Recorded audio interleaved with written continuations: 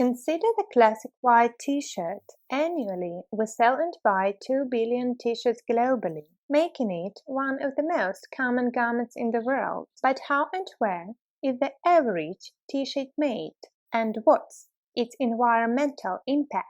Clothing items can vary a lot, but typical t-shirts begins its life on a farm of America, China, or India, where cotton seeds are sown, irrigated, and ground for the fluffy bells they produce. Self-driving machines carefully harvest these puffs. An industrial cotton gin mechanically separates the fluffy bells from the seeds, and the cotton lint is pressed into 225-kilogram bales. The cotton plants required a huge quantity of water and pesticides. 2,700 liters of water are needed to produce the average t-shirt, enough to fill more than 30 bathtubs. Meanwhile, cotton uses more insecticides and pesticides than any other crop in the world. These pollutants can be carcinogenic, harm the health of field workers, and damage surrounding ecosystems. Some of t-shirts are made of organic cotton grown without pesticides and insecticides, but organic cotton makes up less than 1% of the 22.7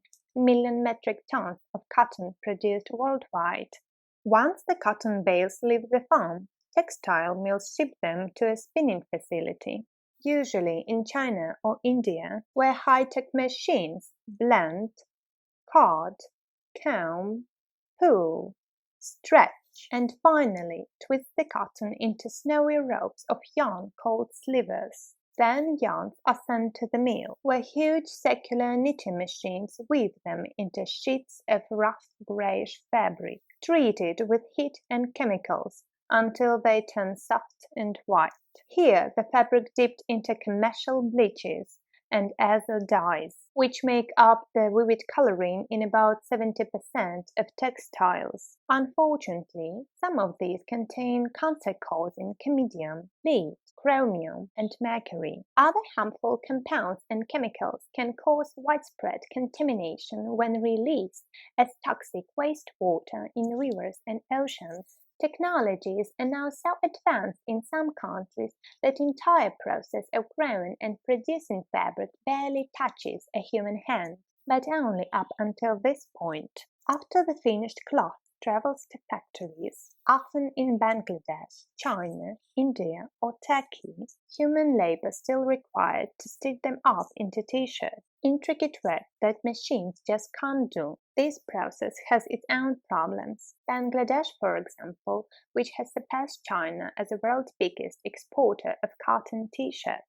employs 4.5 million people in the t-shirt industry, but they typically face poor conditions and low wages. After manufacture, all those t-shirts travel by ship, train, and truck to be sold in high-income countries, a process that gives cotton an enormous carbon footprint. Some countries produce their own clothing domestically, which cut out this polluting stage, but generally, apparel production accounts for 10% of global carbon emissions and is escalating.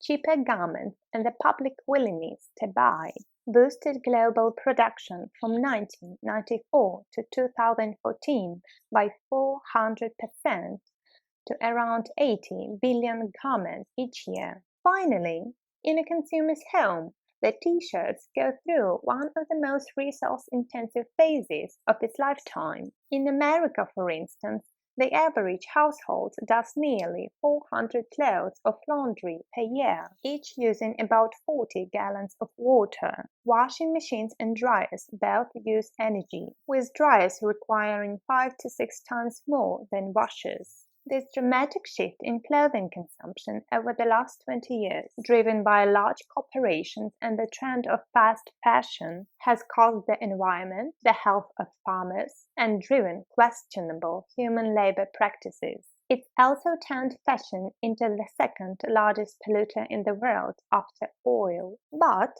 there are the things we can do. Consider shopping secondhand. Try to look for textiles made from recycled or organic fabrics. Wash clothes less and line dry to save resources instead of throwing them away at the end of their life. donate, recycle, or reuse them as the cleaning rags. And finally, you might ask yourself, how many t-shirts and articles of clothing will you consume over your lifetime, and what will be their combined impact on the world?